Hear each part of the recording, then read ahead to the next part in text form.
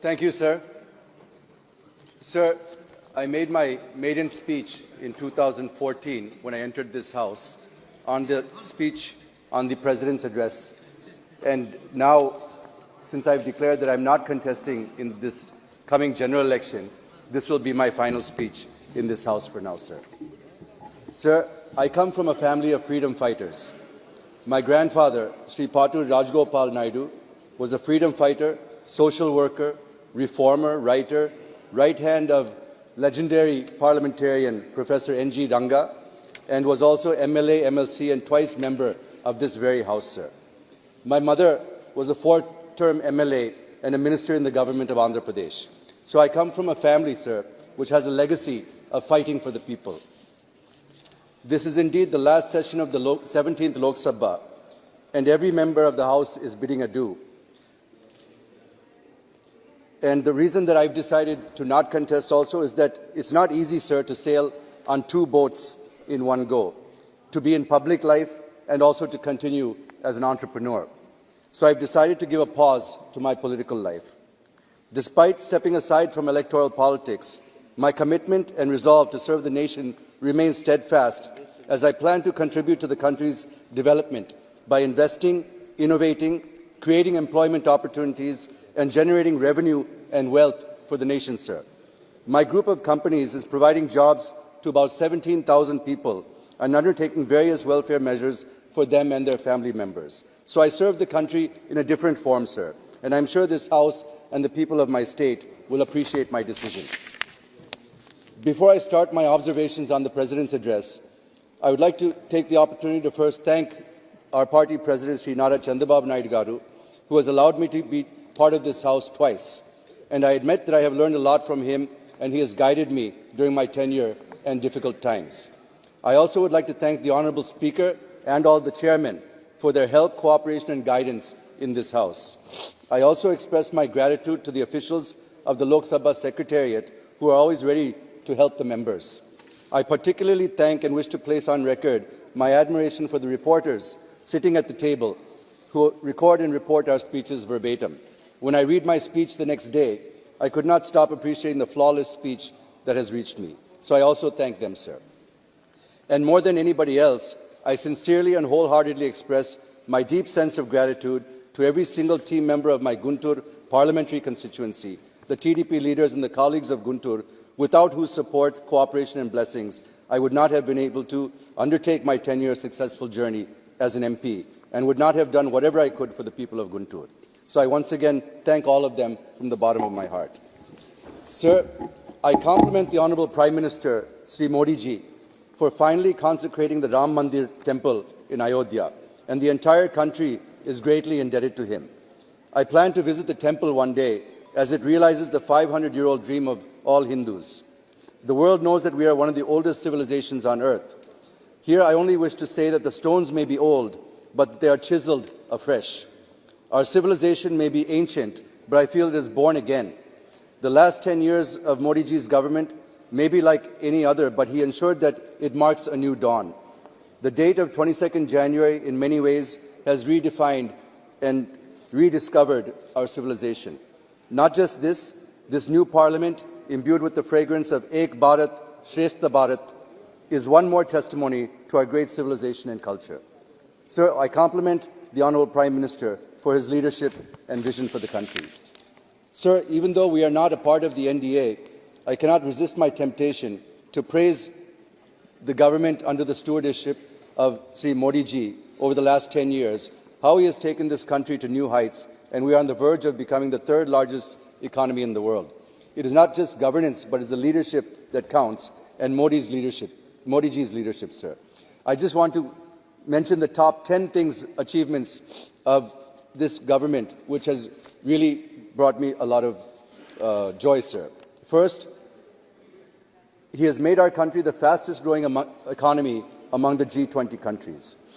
25 crore people have been lifted out of poverty, and 80% are being given free food grains until 2028. The credit for rolling out the GST goes to Modi ji. Forex reserves are registering $615 billion now. The push to digital India. 46% of the world's total real-time digital transactions take place in India. 1,200 crore transactions were done through the UPI in December 23. Now even Eiffel Tower tickets can be purchased through the IPI. Number 5, 34 lakh crore has been transferred through the DBT and JAM Trinity and has helped to curb corruption.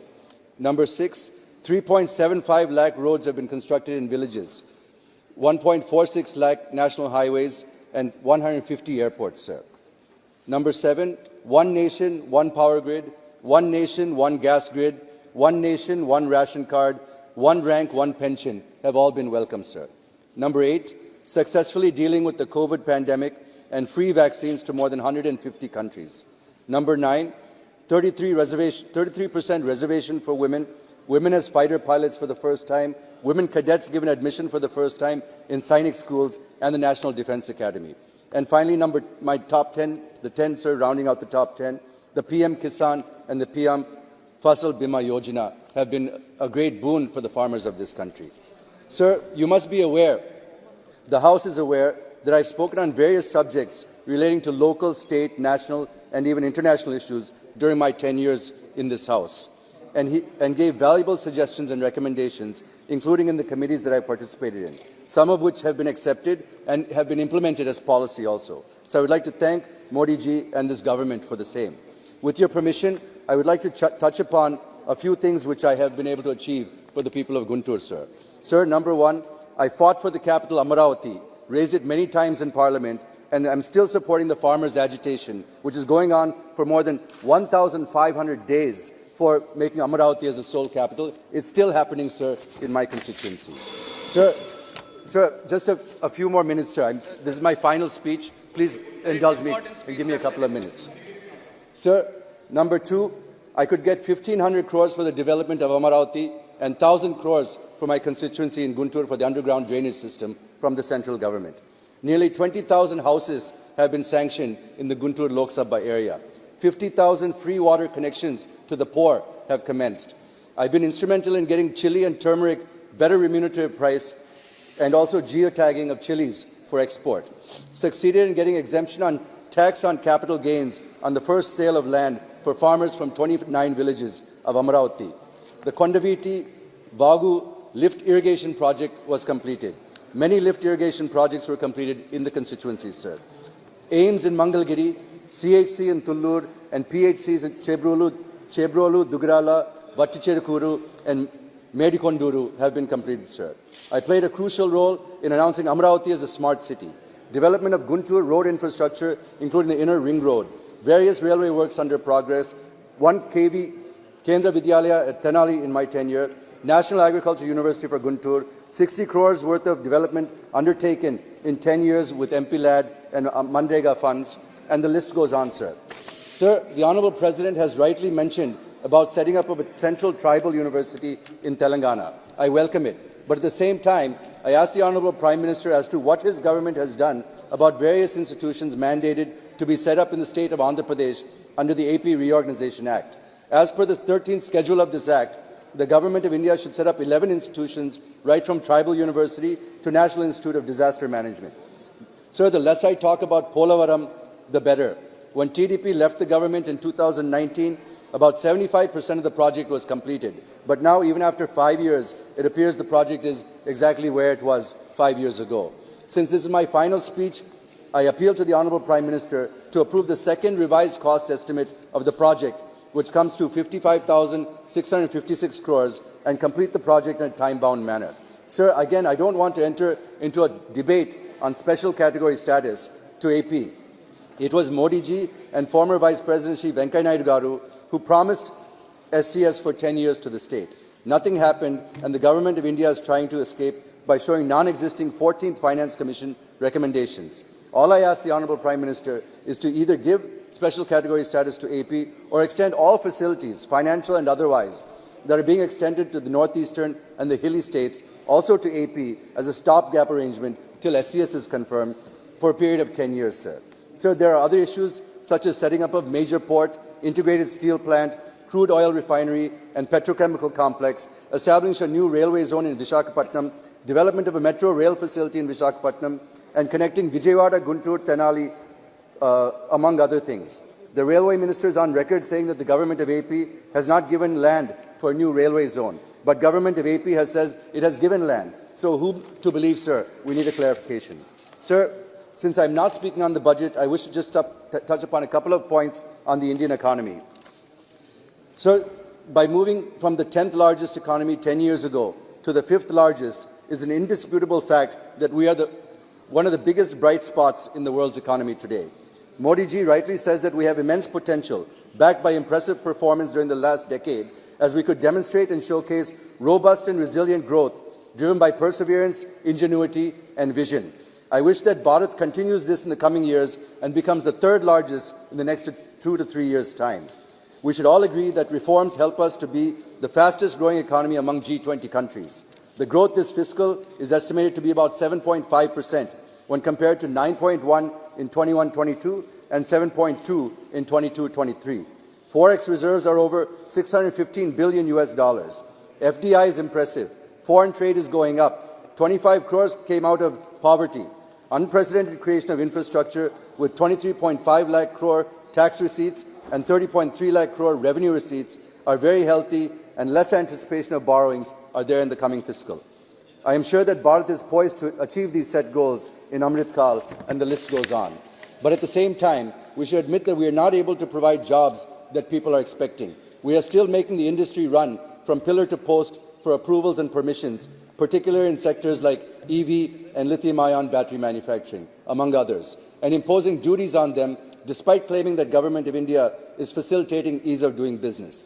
I appeal to the Honourable Prime Minister to focus a little bit more on this, sir. Otherwise, it's not easy to achieve the objectives behind Atmanirbhar Bharat. There are some challenges that our economy is facing, such as increasing integration of the global economy, and to be in tune with that, we have to push our domestic performance and also be ready to bear the spillover effects of the global economy.